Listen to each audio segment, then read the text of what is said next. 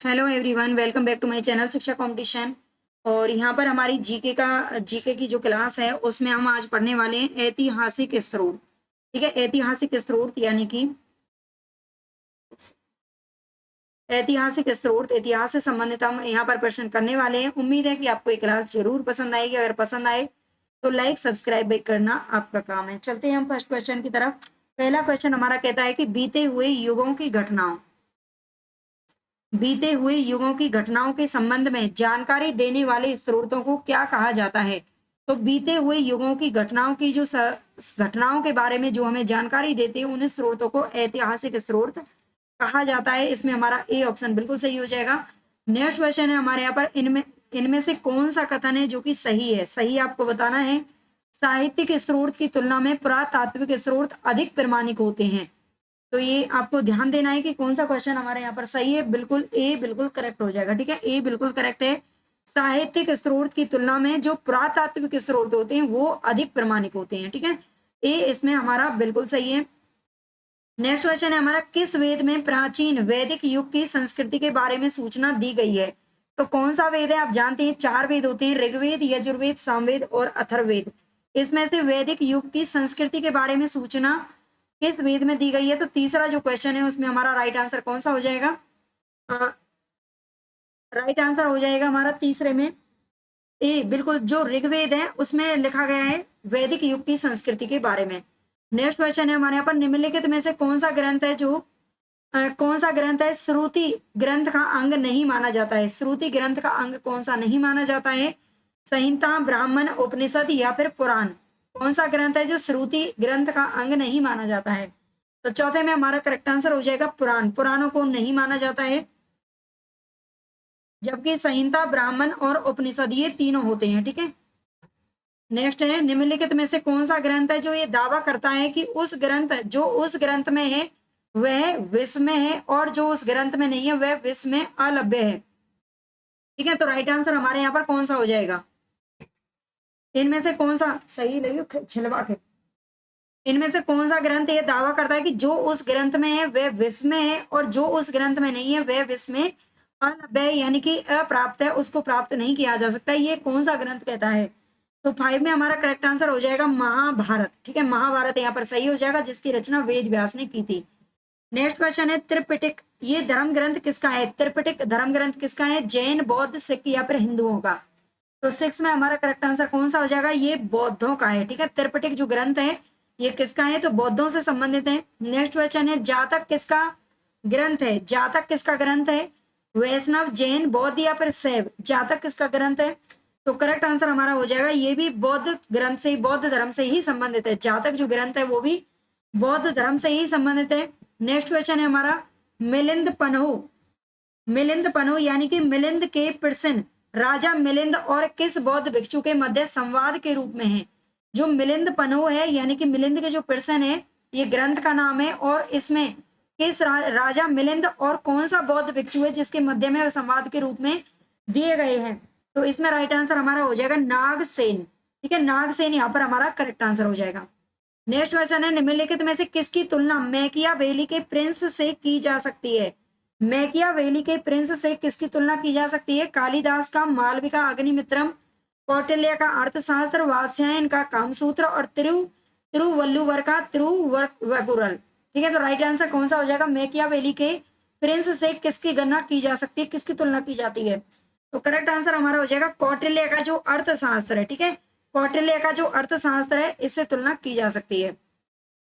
कौटिल्य के अर्थशास्त्र में किस पहलू पर प्रकाश डाला गया है। तो आर्थिक, धार्मिक, सामाजिक या फिर राजनीतिक नीतियां। तो इसमें राजनीतिक नीतियों के बारे में वर्णित है। कलहन की पुस्तक का क्या नाम है। इनमें से कौन सी पुस्तक है जो कि कलहन की है। तो 11 में हमारा करेक्ट आंसर हो जाएगा राज तरंगिनी। ठीक है, राज तरंगिनी ये आप देख सकते हो कि सारे क्वेश्चन है जो PYQ हैं और कहीं ना कहीं किसी ना किसी एग्जाम में पूछे गए हैं जो आपके LT GIC के लिए, बाकी सभी एग्जाम्स के लिए बहुत ही ज्यादा इंपॉर्टेंट ये रहने वाले हैं। अगर आपको क्लास पसंद आई तो भाई प्लीज लाइक सभी बच्चे कर देना। अगर आप लाइक सब्सक्राइब ही नहीं करोगे तो भाई ये मोटिवेशन किस चीज से मिलेगा ये बताइए, है ना। इस तरह की मेहनत करने में मेहनत लगती है एक क्लास को बनाने में, करने में, तो कम से कम इतना तो आप कर ही सकते हैं। नेक्स्ट क्वेश्चन है, अष्टाध्यायी किसके द्वारा लिखी गई है। तो अष्टाध्यायी किसने लिखी है, राइट आंसर हमारा हो जाएगा पाणिनि। ठीक है, पाणिनि की है अष्टाध्यायी। नेक्स्ट क्वेश्चन है महाभाष्य के रचनाकार का क्या नाम है? महाभाष्य किसका ग्रंथ है? महाभाष्य किसका ग्रंथ है? तो राइट आंसर हमारा हो जाएगा पतंजलि। ठीक है, पतंजलि, जो कि योग जिन्होंने शुरुआत की थी, योग की शुरुआत पतंजलि से ही मानी जाती है। कालिदास द्वारा रचित मालविका अग्निमित्रम नाटक का नायक कौन था?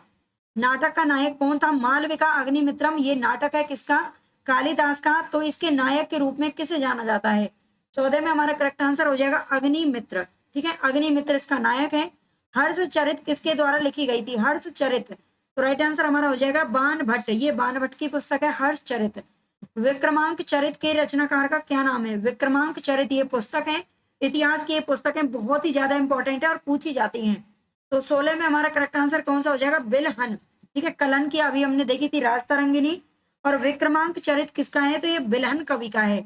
नेक्स्ट है चंद्रवरदाई द्वारा रचित ग्रंथ कौन सा है? तो ये है पृथ्वीराज रासो। ठीक है, पृथ्वीराज रासो की रचना है जो कि चंद्रवरदाई ने की थी। अगर हम बात करें इनका, मैं बता देती हूँ, परमाल रासो की रचना किसने की थी? तो ये जगनिक ने की है। ठीक है, जगनिक हमारा यहाँ पर करेक्ट आंसर हो जाएगा। और बीसल देव रासो की रचना है नरपति नाले ने की है। विजय, पृथ्वीराज विजय की जो रचना है वो की है किसने? जयानक ने की है। ठीक है, जयानक इसका हमारा राइट आंसर हो जाएगा। नेक्स्ट क्वेश्चन है हमारे यहाँ पर, चलिए 18 का राइट आंसर हमारा कौन सा हो जाएगा? निम्न में से कौन है जो सिकंदर के साथ भारत आने वाला इतिहासकार नहीं था? सिकंदर जब भारत आया था तो उसके साथ में कौन सा इतिहासकार साथ में नहीं आया था? निरियाकस, एनासिक्रिटिस, एरिस्टोबुलस या फिर हेरोडोटस?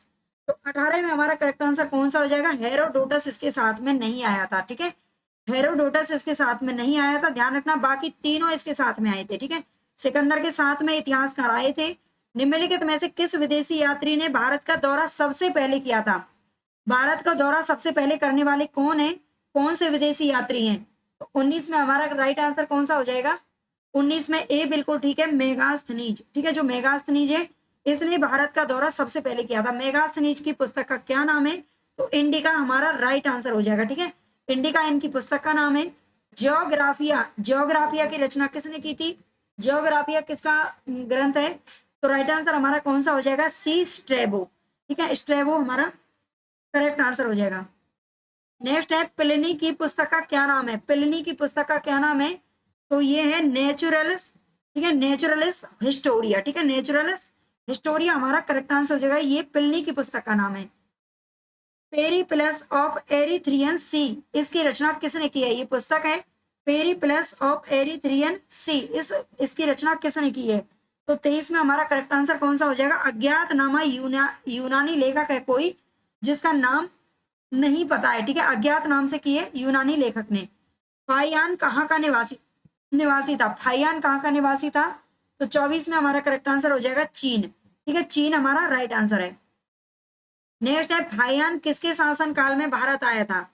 फाइयान किसके शासन काल में भारत आया था? तो 25 का हमारा राइट आंसर कौन सा हो जाएगा? चंद्रगुप्त द्वितीय। ठीक है, जो चंद्रगुप्त द्वितीय है ये फाइयान इसी के शासन काल में भारत आए थे। हर्षवर्धन के समय में कौन सा चीनी यात्री भारत आया था? फाइयान चंद्रगुप्त द्वितीय के समय आया था, लेकिन हर्षवर्धन के समय में कौन आया था? तो 26 में करेक्ट आंसर हो जाएगा हेन सांग। ठीक है, हेन सांग हमारा सही हो जाएगा, ये हर्षवर्धन के काल में आया था। 9वीं सदी में भारत आए अरब यात्री सुलेमान ने किस साम्राज्य को रूहमा कहकर के संबोधित किया था? ये किस साम्राज्य को इन्होंने रूहमा कहकर के संबोधित किया था? तो 27 में हमारा राइट आंसर हो जाएगा पाल वंश को। ठीक है, भारत आए थे अरब यात्री सुलेमान और सुलेमान ने पाल वंश को रूहमा का नाम दिया था। अल बरूनी किसके शासनकाल में इतिहासकार था? अल बरूनी किसके शासनकाल में इतिहासकार था? तो करेक्ट आंसर हमारा हो जाएगा महमूद गजनवी। ठीक है, अल बरूनी महमूद गजनवी के समय पर था। यात्री इब्न बतूता कहाँ से आया था? यात्री इब्न बतूता कहाँ का रहने वाला था? तो राइट आंसर हमारा 29 में कौन सा हो जाएगा? 29 में ये मोरक्को का निवासी था। ठीक है, मोरक्को का निवासी था इब्न बतूता। दक्षिण अफ्रीकी यात्री इब्न बतूता किसके शासनकाल में भारत आया था? तो ये किसके काल में आया था? 30 में हमारा करेक्ट आंसर हो जाएगा मोहम्मद बिन तुगलक। ठीक है, मोहम्मद बिन तुगलक के समय पर आया था। फारस के सुल्तान मिर्जा शाहरुख के राजदूत अब्दुल रज्जाक ने किस विजयनगर सम्राट के शासनकाल में विजयनगर की यात्रा की थी? फारस के सुल्तान मिर्जा शाहरुख के राजदूत थे अब्दुल रज्जाक। इसने किस विजयनगर सम्राट के शासनकाल में विजयनगर की यात्रा की थी? तो विजयनगर की यात्रा अब्दुल रज्जाक ने कब की थी? तो राइट आंसर हमारा हो जाएगा देवराय द्वितीय। ठीक है, देवराय द्वितीय हमारा सही हो जाएगा। भारतीय पुरातत्व सर्वेक्षण, ठीक है, भारतीय पुरातत्व सर्वेक्षण की स्थापना किसने की थी? तो करेक्ट आंसर हमारा कौन सा हो जाएगा? भारतीय पुरातत्व जो सर्वेक्षण है इसकी स्थापना कब हुई थी? तो 32 में हमारा करेक्ट आंसर हो जाएगा 1861 ईस्वी। ठीक है, 1861 बिल्कुल सही है। भारतीय पुरातत्व का जनक किसे माना जाता है? भारतीय पुरातत्व का जनक किसे माना जाता है? तो करेक्ट आंसर यहाँ पर हमारा हो जाएगा अलेक्जेंडर कनिंगम। ठीक है, अलेक्जेंडर कनिंगम हमारा सही हो जाएगा।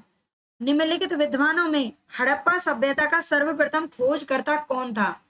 हड़प्पा सभ्यता की सबसे पहले खोज किसने की थी? तो 34 में राइट आंसर हो जाएगा दयाराम साहनी। ठीक है, हड़प्पा सभ्यता की सबसे पहले खोज करने वाले कौन है? तो ये दयाराम साहनी है। और इन्होंने कब की थी? इन्होंने कब की थी ये भी बताना है। तो 1921 में की थी। ठीक है, 1921 में हड़प्पा सभ्यता की खोज सबसे पहले हुई थी। नेक्स्ट क्वेश्चन है, सिंधु घाटी सभ्यता को खोज निकालने में जिन दो भारतीयों का नाम जुड़ा है वे कौन कौन से हैं? सिंधु घाटी सभ्यता को खोज निकालने में कौन कौन से दो भारतीयों का नाम जुड़ा हुआ है? तो 36 में राइट आंसर हमारा कौन सा हो जाएगा? दयाराम साहनी एवं राखल दास, यानी कि आर.डी. बनर्जी के नाम से इन्हें जाना जाता है। दयाराम साहनी और राखल दास। हड़प्पा एवं मोहनजोदड़ो की पुरातात्विक खुदाई के प्रभारी कौन थे? हड़प्पा और मोहनजोदड़ो की जब खुदाई हुई थी तो उसके प्रभारी किसको बनाया गया था? तो 37 में हमारा राइट आंसर हो जाएगा सर जॉन मार्शल। ठीक है, जॉन मार्शल का नाम जुड़ा हुआ है। नेक्स्ट क्वेश्चन है, न्यूमिस्मेटिक्स। न्यूमिस्मेटिक्स का क्या है? इसको क्या बोलते हैं? न्यूमिस्मेटिक्स क्या है? तो 38 में हमारा करेक्ट आंसर कौन सा हो जाएगा? सिक्कों व धातुओं का अध्ययन करना। ठीक है, सिक्कों और धातुओं का अध्ययन करना क्या कहलाता है? न्यूमिस्मेटिक्स कहलाता है। ठीक है, एशिया माइनर स्थित बोगाज कोई का महत्व इसलिए है।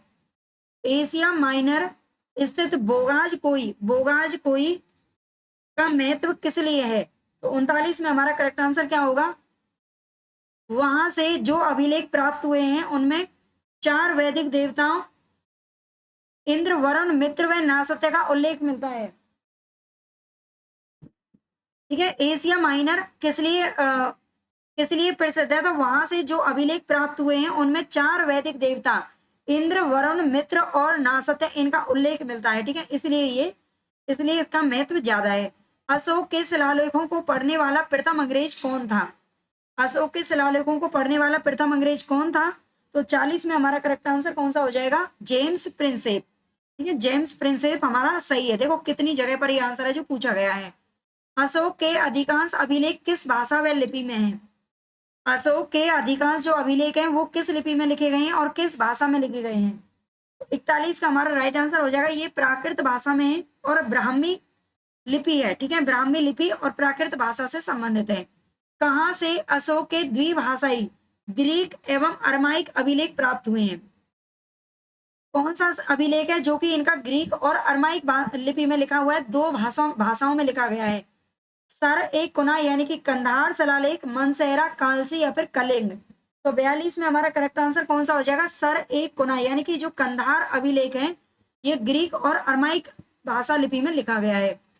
अशोक के मनसेहरा यानी कि पाकिस्तान के अंदर है ये जगह, एवं शहबाज गढ़ी ये भी पाकिस्तान में है। इससे प्राप्त शिलालेखों में किस लिपि का प्रयोग किया गया है?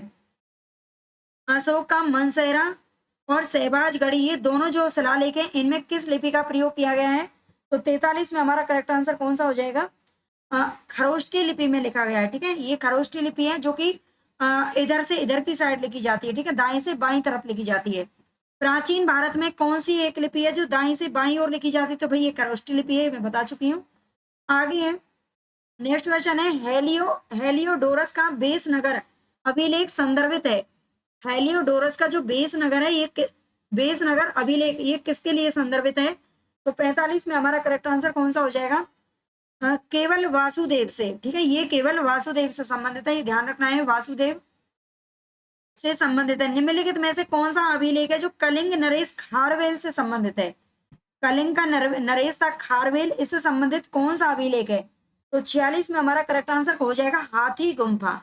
ठीक है, जो हाथी गुम्फा अभिलेख है ये खारवेल से संबंधित है। अगर आपको क्लास पसंद आ रही है तो प्लीज लाइक करे बिना आपको नहीं जाना है। ठीक है, यही मोटिवेशन होता है एक टीचर के लिए कि उनके बच्चे सपोर्ट करें उन्हें ज्यादा से ज्यादा। सर्वप्रथम भारत में विशुद्ध संस्कृत भाषा में लंबा अभिलेख किस राजा के द्वारा जारी किया गया था? सबसे पहले भारत में पूरी तरह से संस्कृत भाषा में शुद्ध एकदम शुद्ध संस्कृत भाषा में सबसे लंबा अभिलेख किस राजा के द्वारा जारी किया गया था? तो 47 में हमारा करेक्ट आंसर हो जाएगा यवन के राजा मिनांडर द्वारा नहीं, बल्कि शक क्षत्रप रुद्र दमन के द्वारा। ठीक है, ठीक है, शक क्षत्रप रुद्र दमन के द्वारा संस्कृत भाषा में शुद्ध संस्कृत भाषा में अभिलेख लिखा गया था।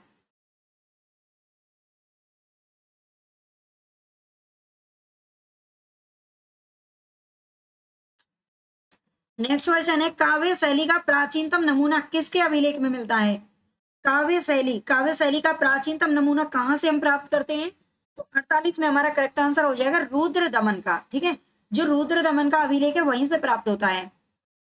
निम्नलिखित में से किस अभिलेख में चंद्रगुप्त मौर्य और अशोक दोनों का उल्लेख किया गया है?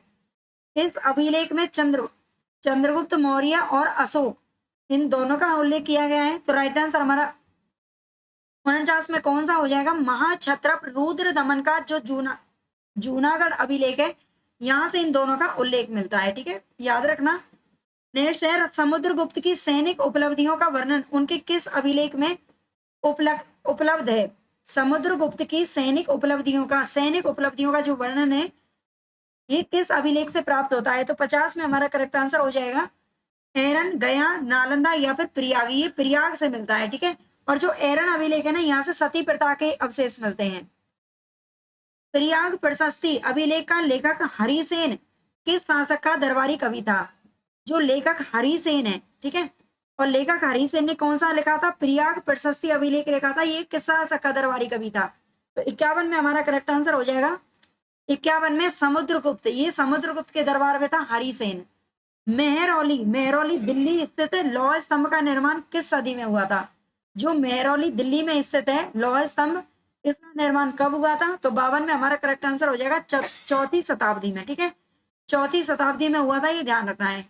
दिल्ली के मेहरौली के कुव्वत उल इस्लाम मस्जिद के प्रांगण में स्थित प्रसिद्ध लौह स्तंभ किसकी स्मृति में है? दिल्ली का जो मेहरौली है, ठीक है, दिल्ली के मेहरौली के कुव्वत उल इस्लाम मस्जिद के प्रांगण में स्थित प्रसिद्ध लौह स्तंभ है और ये किसकी स्मृति में बनाया गया था? तो 53 में हमारा करेक्ट आंसर का क्या हो जाएगा? चंद्र। ठीक है, ये किसकी स्मृति में है? तो राजा चंद्र की स्थिति में है। ये चंद्र वो मामा नहीं है जो चंदा मामा होते हैं। ठीक है, चंद्र राजा थे। सती प्रथा का पहला पुरातात्विक उल्लेख कहाँ से प्राप्त होता है? तो सती प्रथा का ये अभी मैंने आपको बताया ये एरन अभिलेख से मिलता है। ठीक है, एरन अभिलेख से मिलता है। एरन अभिलेख का संबंध किस शासक से है? तो एरन अभिलेख का संबंध आपको बताना है। 55 में हमारा करेक्ट आंसर कौन सा हो जाएगा? भानुगुप्त। ठीक है, इसका जो संबंध है वो भानुगुप्त से है। ऐहोल प्रशस्ति का रचयिता रवि कीर्ति।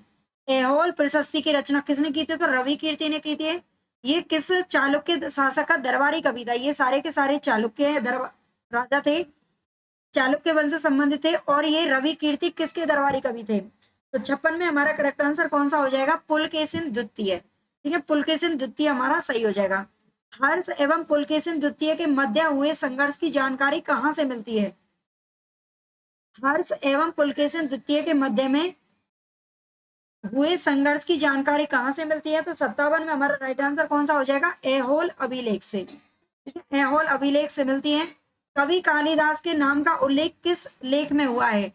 कवि कालिदास के नाम का उल्लेख किस लेख में हुआ है? तो 58 में हमारा राइट आंसर हो जाएगा बी, ऐहोल के उत्कीर्ण लेख में हुआ है। ठीक है, ऐहोल के उत्कीर्ण लेख में हुआ है, ये ध्यान रखना है। 60 क्वेश्चन आज हम कर लेते हैं। अभिलेखों को ऐतिहासिक प्राक कथन के साथ प्रारंभ करने की परंपरा का सूत्रपात किसने किया था? 59 में हमारा करेक्ट आंसर कौन सा हो जाएगा? 59 में बी सही हो जाएगा, राज राजा फर्स्ट। ठीक है, राज जो प्रथम थे उन्होंने अभिलेखों को ऐतिहासिक प्राक कथन के साथ प्रारंभ करने की परंपरा का सूत्रपात किया था। इसमें आज 80% है,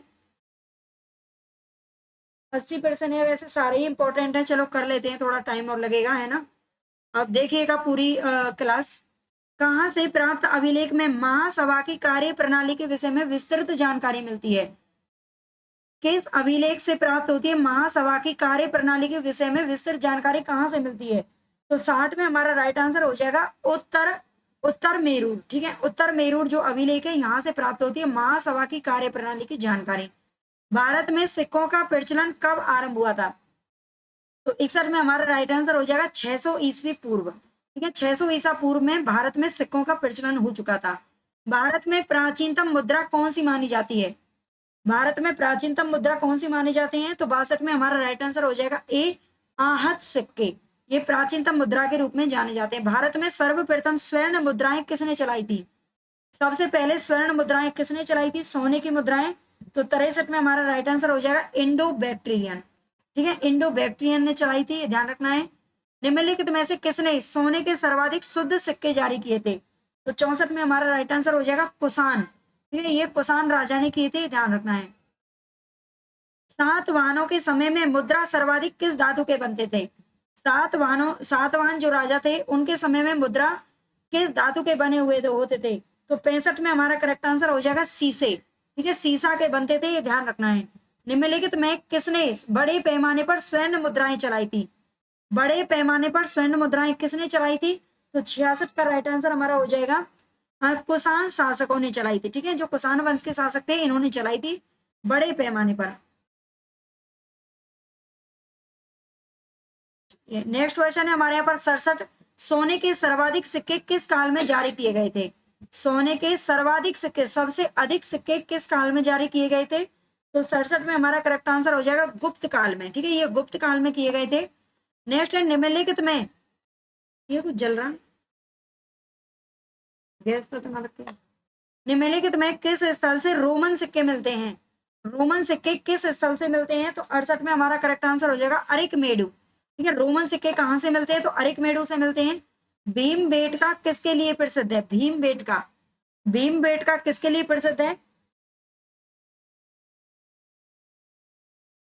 तो 69 हमारा राइट आंसर, 69 में कौन सा हो जाएगा? 69 में ए बिल्कुल ठीक है, गुफाओं के शैल चित्र के लिए प्रसिद्ध है। ठीक है, भीमबेटका किसके लिए प्रसिद्ध है? तो भीमबेटका गुफाओं के शैल चित्र के लिए प्रसिद्ध है, और ये मध्य प्रदेश में जगह पड़ती है। प्राचीन काल में भारत के लोग बर्मा को किस नाम से जानते थे? आप बता देना मुझे, मध्य प्रदेश में ही पड़ती है ना। प्राचीन काल में भारत के लोग बर्मा को किस नाम से जानते थे? तो बर्मा को किस नाम से जाना जाता? आज उसे म्यांमार के नाम से जानते हैं। पहले उससे पहले बर्मा के नाम से, और उससे पहले किस नाम से जानते थे? तो 70 में हमारा राइट आंसर हो जाएगा सुवर्ण भूमि। ठीक है, सुवर्ण भूमि के नाम से जानते थे। अंकोर वाट कहाँ पर स्थित है? अंकोर वाट जो मंदिर है, ये मंदिर है, और ये कहाँ पर स्थित है अंकोर वाट का? तो राइट आंसर हमारा हो जाएगा कंबोडिया में स्थित है। ये कंबोडिया जो देश है वहां पर स्थित है। प्लिनी की मूल कृति नेचुरल हिस्ट्री किस भाषा में रचित है? प्लिनी की मूल कृति है नेचुरल हिस्ट्री। नेचुरल हिस्ट्री किस भाषा में रचित है? तो 72 में हमारा करेक्ट आंसर क्या हो जाएगा? ग्रीक, लैटिन, फ्रेंच या इंग्लिश? तो लैटिन भाषा में रचित है। ठीक है, चचनामा सिंध का इतिहास है। जो चचनामा है सिंध का इतिहास है, और मूल रूप में किस भाषा में लिखा गया है? तो 73 का हमारा करेक्ट आंसर क्या हो जाएगा? 73 में सी बिल्कुल ठीक है, अरबी भाषा में लिखा गया है चचनामा, ये सिंध का इतिहास इसमें लिखा गया है। ठीक है, नेक्स्ट क्वेश्चन है भारत के सांस्कृतिक इतिहास के संदर्भ में, भारत के सांस्कृतिक इतिहास के संदर्भ में इतिवृत्तों, राजवंशीय इतिहासों तथा वीर गाथाओं को याद करना यानी कि कंठस्थ करना निम्नलिखित में से किसका व्यवसाय था? भारत के सांस्कृतिक इतिहास के संदर्भ में इतिवृत्तों, राजवंशीय इतिहासों तथा वीर गाथाओं को कंठस्थ करना किसका व्यवसाय था? तो 74 में हमारा करेक्ट आंसर क्या हो जाएगा? मागध। ठीक है, ये मागध का व्यवसाय था। चीनी यात्री सुंग युन ने भारत यात्रा कब की थी? ये भी चीनी यात्री थे। तो 75 में हमारा राइट आंसर हो जाएगा 518 ईस्वी से चीनी यात्री सुंग युन ने भारत यात्रा कब की थी? तो 518 ईस्वी से 522 ईस्वी तक। महाभारत युद्ध के लिए 3101 ईसा पूर्व तिथि का उल्लेख किस अभिलेख में किया गया है? महाभारत युद्ध हुआ था, आप जानते हैं, कौरव और पांडवों के बीच में। 3101 ईसा पूर्व तिथि का उल्लेख किस अभिलेख में मिलता है? तो 76 का हमारा राइट आंसर हो जाएगा पुलकेशिन द्वितीय का जो ऐहोल अभिलेख है, यहां से महाभारत के बारे में ये जानकारी मिलती है। रवातक अभिलेख किससे संबंधित है? रवातक अभिलेख किससे संबंधित है? तो 77 में हमारा राइट आंसर हो जाएगा कनिष्क। ठीक है, कनिष्क से संबंधित है रवातक अभिलेख। भारतवर्ष के लिए इंडिया शब्द का प्रयोग सर्वप्रथम किसने किया था? तो 78 में हमारा करेक्ट आंसर हो जाएगा ए, हेरोडोटस। ठीक है, भारत के लिए इंडिया शब्द का जो प्रयोग सबसे पहले किया गया था वो हेरोडोटस के द्वारा किया गया था।